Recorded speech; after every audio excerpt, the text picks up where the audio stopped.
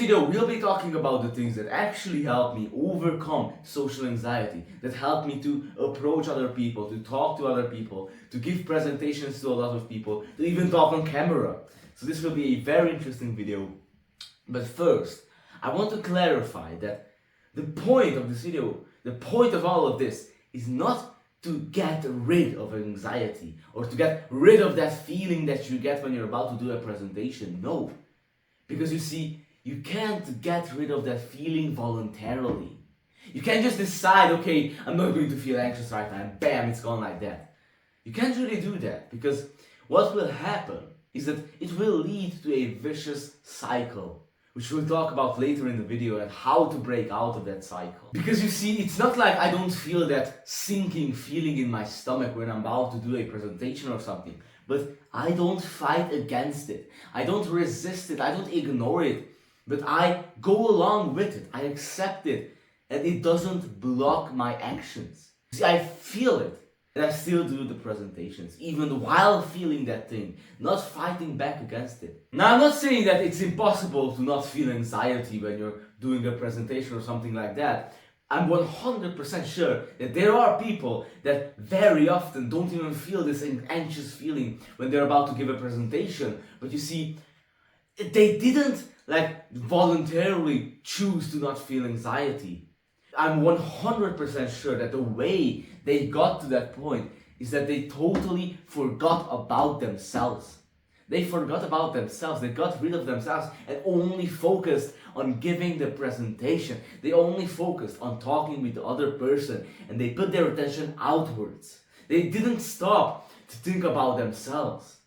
They were fully immersed in this present moment. They were fully in this flow. I mean, for example, I also had this when I was giving a presentation. At the beginning, I was pretty anxious, to be honest, giving that presentation. But after 2 minutes into that presentation, time disappeared. I was completely in the flow giving the presentation. And the interesting thing that happens here is that you just forget about yourself. You literally don't have thoughts about yourself. It's all about, it's almost like you don't even think, really. You just don't think and you're just completely there, living that moment. That's when you get rid of anxiety. That is why you can't get rid of it voluntarily. Because then you're thinking about yourself. Okay, I don't want to be anxious. But the moment when you're actually not anxious is the moment when you forget about yourself. Now let's talk about one of the most important things that helped me with social anxiety. And that is being willing to be anxious. Not running away from it, not ignoring it, not pushing it down, but being willing to be anxious, to be cringe, to be awkward, and accepting whatever happens. For example, one time I had to give a presentation in front of some people, and I knew that being anxious is completely useless. It's completely pointless. It doesn't help a thing. It just makes things worse. But yet, I was feeling anxious about it. I was feeling anxious about giving that presentation. But you see, then, because I knew that I shouldn't be anxious, I was starting to get anxious about being anxious. And then I started to become anxious that I was anxious about being anxious. And then so on and so on and so on. You see, it's the same with worrying. Maybe you know that you shouldn't worry about this, but then you worry about not worrying. And then you worry that you're worrying about not worrying, and so on and so on and so on. And you're building this up and making it more painful than it should have been in the first place. This is the vicious cycle that I was talking about. And the way to break out of this cycle is to be willing to be anxious. Just be willing to be worried. And then you won't worry about worrying. And you see, the interesting thing that happens is that once you're willing to be anxious, most of the time, this willingness makes it unnecessary to actually be anxious. For example, let me tell you my story, how I found this out. I was stuck in traffic, and I was listening actually to a video about Alan Watts talking about this stuff, being willing to be worried.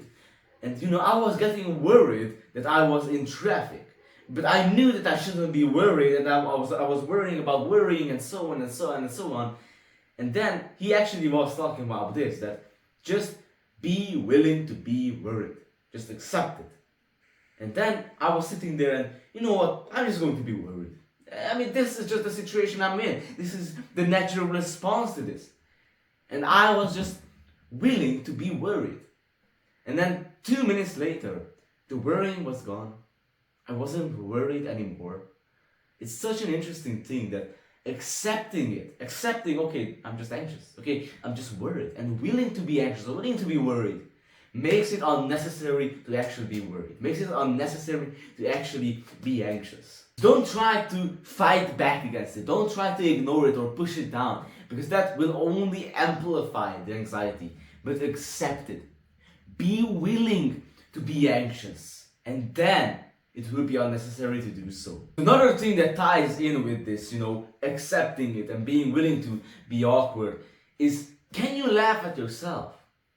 Do you have the ability when you do something cringe, when you do something awkward, when you mispronounce something, do you have the ability to laugh at yourself? And I think that this is such an important thing, being able to laugh at yourself and realizing that this doesn't really matter, and not being so obsessed with yourself and turning that awkward situation that is only awkward in your mind, turning it into a humorous one, finding humor in it and being able to laugh at yourself. Because when you're able to laugh at yourself, you're basically like transcending the whole situation.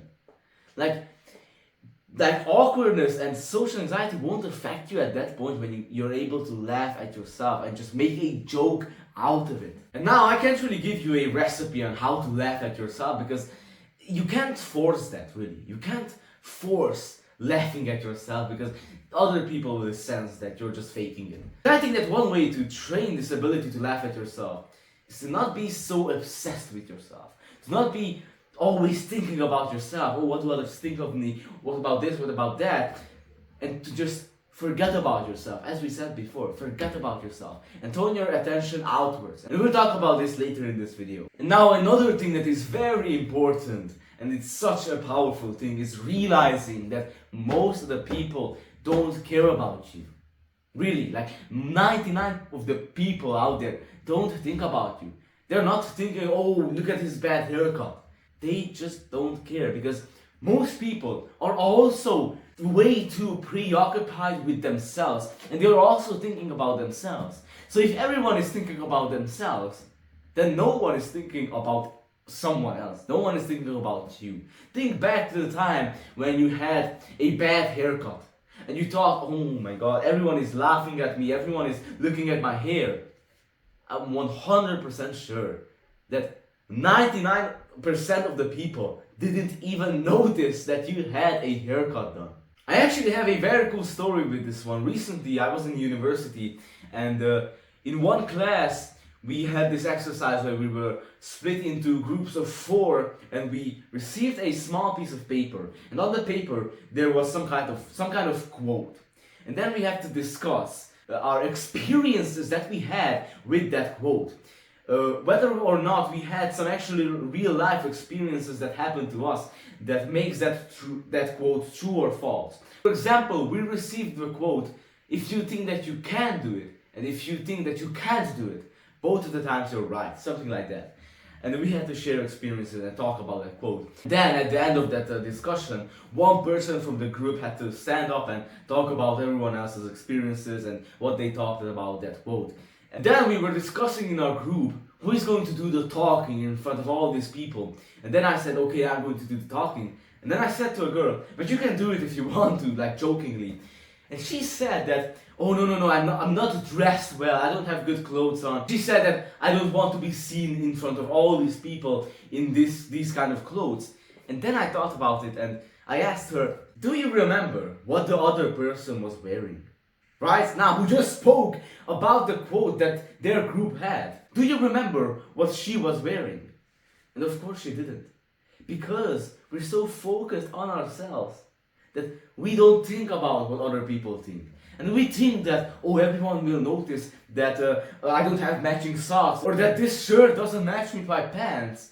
But in reality, most people don't even realize that. So the point is that most of the people don't really care about you. They don't think about you as much as you think that they think about you, because they are way too preoccupied with themselves. What others think of me. Now another very important thing is to not care about what other people think of you. Such an important thing, because you don't have any control over that. You have no control over what other people think of you. You have no control over what I think of you.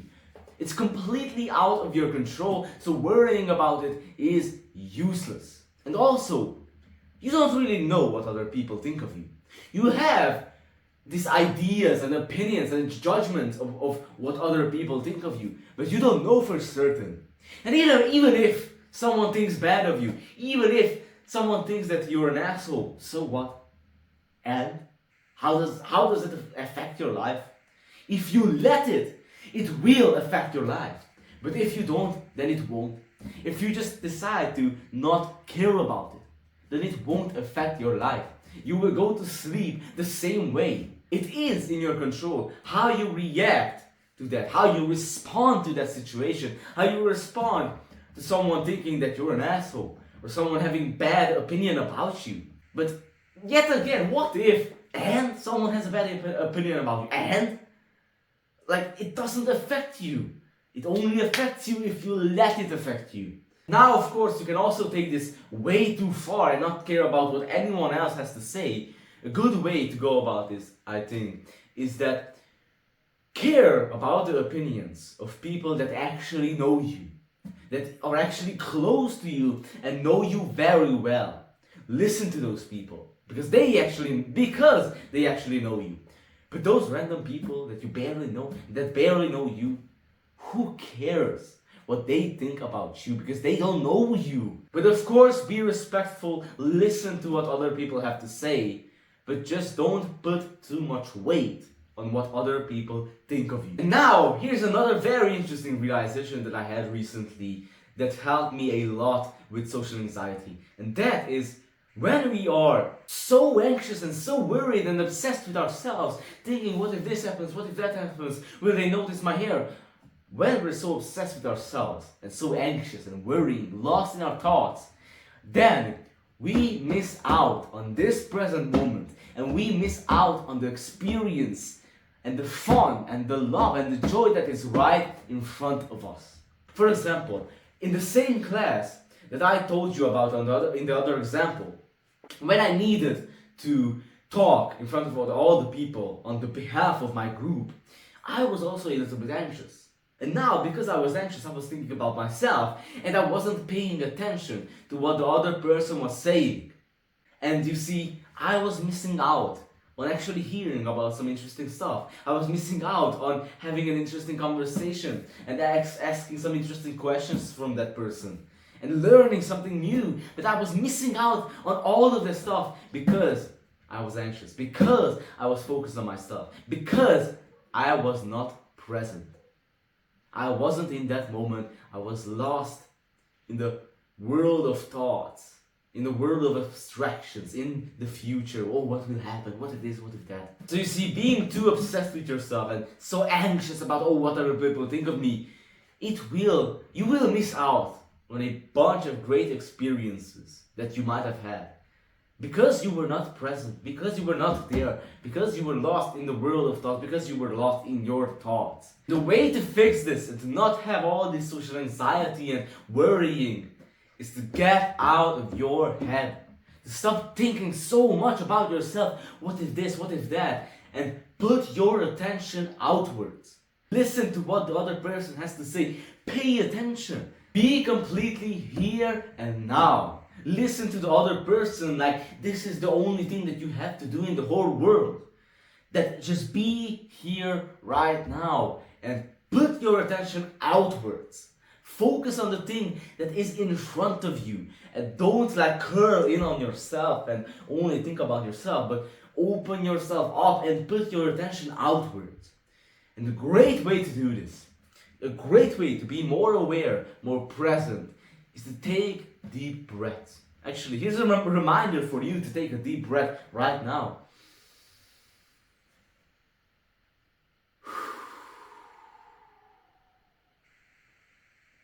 And taking deep breaths is actually such a great way to be more present when talking with other people, when being around others, and also to become more aware, to become more relaxed. And people will notice this. People will notice when you are more relaxed, when you're more loose, and when you're just more here in the present moment, and you are giving them your whole attention, and you're paying attention to them with your whole being. So remember to take deep breaths fully into your belly, taking deep breaths into your lower belly, and then just letting them go. And also being relaxed is also very important when talking to other people and not having social anxiety. Because that social anxiety, of course, also shows in your body that you have tensions in your body. You tighten your stomach or your chest. And the way to open those areas up and to relax is by taking deep breaths and consciously relaxing them.